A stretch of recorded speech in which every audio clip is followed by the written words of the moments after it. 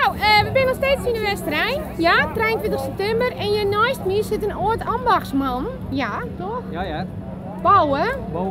Bouwen.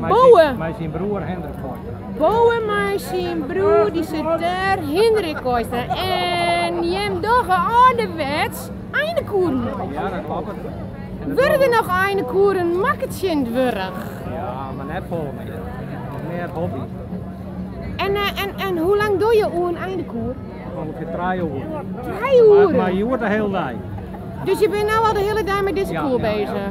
Maar ja, je bent natuurlijk tussendoor ook een beetje aan het oude hoeren. Nou, we horen net, we praten wat en we lezen wat uit. Je moet dus interpreteren. Juist. Ja.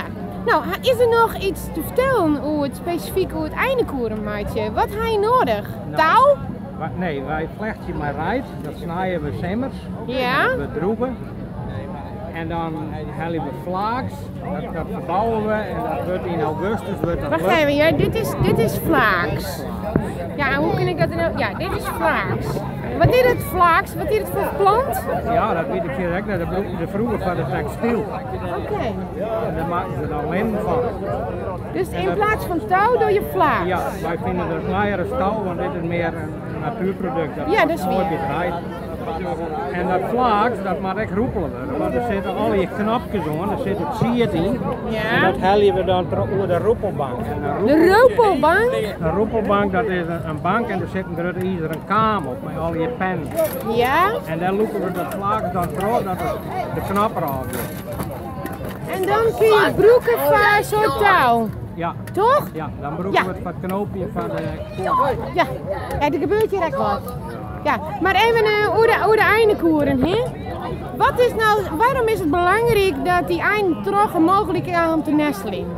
Nou, dat zit hem hierin. Er zijn een hele grote rovers die loeren op de aaien en die loeren op de jonge pieken.